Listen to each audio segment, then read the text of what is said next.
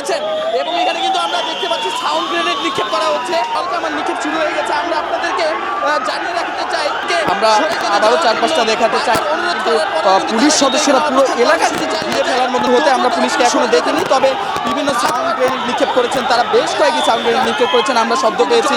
এবং আমি কিছুই জানি না, আমরা এই যে বিডিআর ভাই এই 17 বছর আমরা আমাদের অধিকার আদায়ের জন্য আসছি ভাই।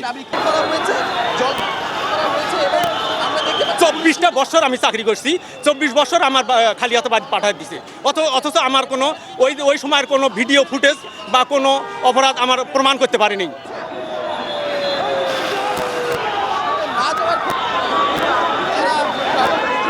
কিন্তু জল কামান নিক্ষেপ করা হয়েছে, জল করা হয়েছে এবং আমরা দেখতে পাচ্ছি পুলিশ কিন্তু ঢাল লাঠি সহ জল কামান নিক্ষেপ। জি, আমি কিন্তু এই মুহূর্তে আছি ঠিক সচিবালয় প্রবেশমুখী সেই পথেই। কিন্তু এখানে কিন্তু যারা কিনা আছেন বিডিআরের পক্ষ থেকে, যারা কিনা অভিমুখী হচ্ছেন তাদের, এবং আশপাশটা কিন্তু তারা রোড ব্লক করে দিয়েছেন এবং আশপাশে কিন্তু কোনো গাড়ি চলাচল করতে দেওয়া হচ্ছে না এবং তারা বিভিন্ন স্লোগানের মাধ্যমে কিন্তু তারা বিচারের দাবি জানাচ্ছেন এবং এখানে কিন্তু পুলিশের সাথে ব্যারিকেডে কিন্তু বাকবিতণ্ডা চলছে। আমরা কিন্তু আপনাকে দেখানোর চেষ্টা করছি, পুলিশ কিন্তু এখানে বোঝানোর চেষ্টা করছে, তাদেরকে সরে যাওয়ার জন্য অনুরোধ করা হচ্ছে। এখন পুলিশের আইনশৃঙ্খলা বাহিনীর কিন্তু বেশ সংখ্যক সদস্য কিন্তু এখানে উপস্থিত রয়েছেন। যে কোনো পরিস্থিতিতে তারা কিন্তু এখানে সচিবালয়ে অভিমুখে তাদেরকে প্রবেশে বাধা প্রদান করবেন এবং আশপাশটা কিন্তু ইতোমধ্যেই কিন্তু ব্লকড হয়ে গিয়েছে এবং রাস্তায় কোনো প্রকারের যান চলাচল করতে দেওয়া হচ্ছে না। শুধুমাত্র বিশেষ ইমার্জেন্সি গাড়ি যেমন অ্যাম্বুলেন্স বা যে বিভিন্ন স্বাস্থ্যসেবা ক্ষেত্রে কোনো গাড়ি থাকলে সেগুলো কিন্তু যেতে দেওয়া হচ্ছে। তবুও বেশ কিন্তু গাড়ির কিন্তু অনেকটা ধীর গতি আমরা লক্ষ্য করছি এবং সেই সাথে আমরা আমরা আবারও দেখছি এখানে কিন্তু সচিবালয় অভিমুখী হওয়ার জন্য তারা চেষ্টা চালিয়ে যাচ্ছেন, পুলিশের সাথে কথা বলছেন, পুলিশের সাথে বাকবিতণ্ডা যাচ্ছেন এবং পুলিশ কিন্তু এখানে প্রতিনিয়ত তারা কিন্তু পুলিশের এখানকার কর্মকর্তারা কিন্তু তাদেরকে সরে যেতে যাওয়ার জন্য বারবার অনুরোধ করছেন। আমরা দেখতে পাচ্ছি এখানে কিন্তু পুলিশের হাতে কিন্তু ঢাল লাঠি সহ বিভিন্ন প্রতিরোধমূলক সরঞ্জাম নিয়ে কিন্তু তারা এখানে স্ট্যান্ড বাই আছেন এবং আবারও সেই প্রথম থেকেই একটা কথা বলে রাখতে চাই, তারা কিন্তু কোনোভাবেই সচিবালয় প্রবেশ মুখে তাদেরকে প্রবেশ করতে দিবেন না, এমনটাই তারা বলছেন এবং আমরা আশপাশটা যদি দেখি তাহলে কিন্তু আমরা দেখতে পাবো যে এখানে কিন্তু সড়কে কিন্তু তারা বসে পড়েছেন, অনেক মানুষই কিন্তু এখানে জড়ো হয়েছেন যারা কিনা সড়কে বসে কিন্তু এই আন্দোলন কর্মসূচি পরিচালনা করছেন এবং তারা কিন্তু এখানে রাস্তাঘাট কিন্তু বন্ধ করে দিয়েছেন।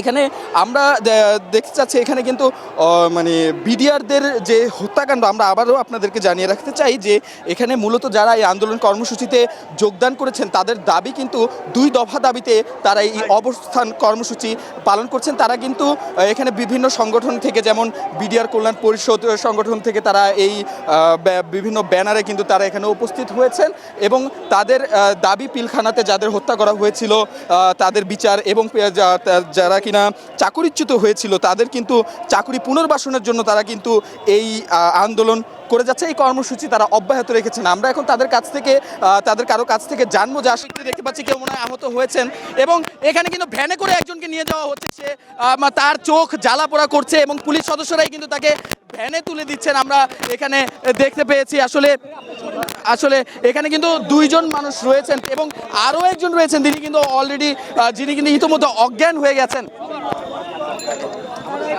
আমাদের গাড়িটাকে আমরা ঢাকা মেডিকেল পর্যন্ত যাব। জি, কয়েকজনকে এখান থেকে চিকিৎসার জন্য তাদেরকে হাসপাতালে পাঠানোর জন্য ব্যবস্থা করে দিয়েছেন, তারাও কিন্তু পুলিশ সদস্যরাই ব্যবস্থা করছেন।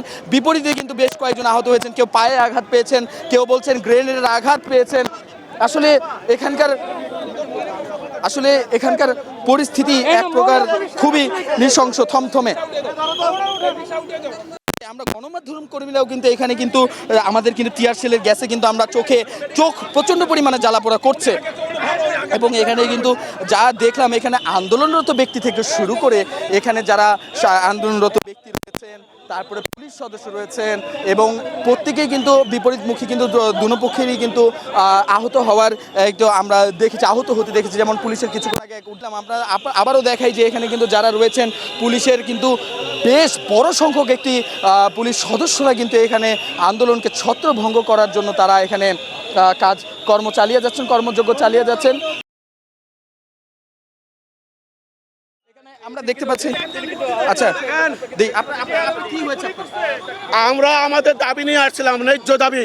স্বরাষ্ট্র উপদেষ্টা আমাদেরকে 15 মার্চে আমাদের একটা পুলিশের সাথে মারমুখী অবস্থানে পুলিশের সাথে মারমুখী অবস্থানে যাচ্ছে এখানে কিন্তু পুলিশের সাথে মারমুখী অবস্থানে পুলিশের সাথে কিন্তু মারমুখী অবস্থানে আমরা আপনাদেরকে একদম সরাসরি এখান থেকে দেখাতে চাই এবং পুলিশের সাথে কিন্তু আরো একজনের বাকবিতণ্ডা তৈরি হয়েছে। আপনার পুলিশকে কিন্তু আমরা চর এখানে কিন্তু চর পর্যন্ত মারতে দেখলাম এখানে। জি জি আপনার এখানে কোনো সমস্যা? যে আপনারা এখানে জানিয়ে দিতে চাই এখানে কিন্তু পুলিশ সদস্যরা কিন্তু এখানে রয়েছেন এখন কিন্তু এতক্ষণও কিন্তু এখানে বেশ একটা প্রথম দিক থেকে কিন্তু আমরা দেখিনি পুলিশকে মারমুখী অবস্থানে প্রথম দিক থেকে না দেখলেও প্রথম দিক থেকে তারা কিন্তু জলকামান নিক্ষেপ করেছেন এবং পরবর্তীতে তারা কিন্তু বেশ কয়েকটি সাউন্ড গ্রেনেড নিক্ষেপ করেছেন। এর পরবর্তীতে তারা কিন্তু টিয়ার সেল নিক্ষেপ করেছেন যাতে কিনা টিয়ার সেলে কিন্তু সব আওয়ামী লীগ এখনো আছে ভাই, এখনো হাসিনার লোক সবই আছে। আমরা ন্যায় দাবি নিয়ে গেছি, ন্যায় দাবি